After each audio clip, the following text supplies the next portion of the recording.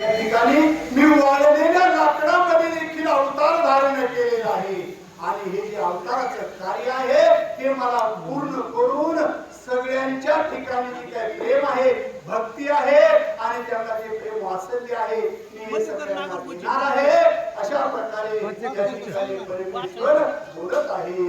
यादव कुळी द्वापरातन कृष्ण रूपे श्री रघुनाथ तुझला वरील निश्चितार्थ वचन सत्य हे तर जी काही 8वा अवतार आहे हा त्या द्वारकेमध्ये, मथुरेमध्ये आणि गोकुळामध्ये मी अवतार धारण करणार आहे आणि ही जी काही पुढील जी काही तुझी इच्छा कामना आहे ही इच्छा कामना पूर्ण करीन अशा प्रकारे प्रभू रामचंद्र बोलत आहे. ते राजा सत्रजित त्याच्या उदरी तू जनित सत्यभामा होसी सत्य तुझ मी तेथे वरी.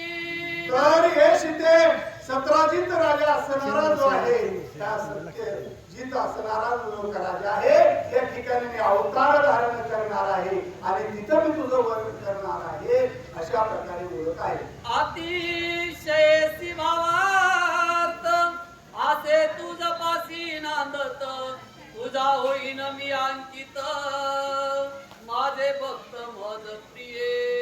तर तू सत्यभामा होऊन येशील आणि या ठिकाणी हे जी काही माझे जी काही संपूर्ण भक्त आहेत आणि त्या भक्ताचं जी काही मनोकामना आहे ती मी त्या ठिकाणी 8व्या अवतारामध्ये परिपूर्ण करणार आहे.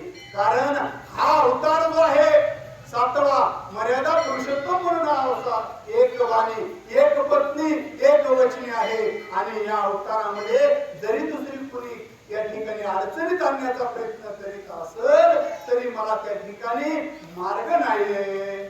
भक्त जैसा मज नाचवी तैसा तैसा मी नाचत आता रहे तू निवांत मज भोगी तांतरी. तर या ठिकाणी ही जी काही संपूर्ण भक्त आहेत आणि भक्ताच्या मधुकर नागरगोजे मंदिरगाव. तर या ठिकाणी जी काही भक्ताच्या मनामध्ये जी काही इच्छा आहे आणि भक्त ज्याप्रमाणे मला नाचवित आहेत, नाचवणार आहेत त्याप्रमाणे मी कृष्ण अवतारामध्ये कार्य करणार आहे आणि आताच जी काही तुझी जी काही इच्छा आहे ही मनामध्ये या ठिकाणी मनामध्ये बोल या ठिकाणी तू प्रसन्न हो आणि आनंद मान अशा प्रकारे या ठिकाणी सांगत आहे.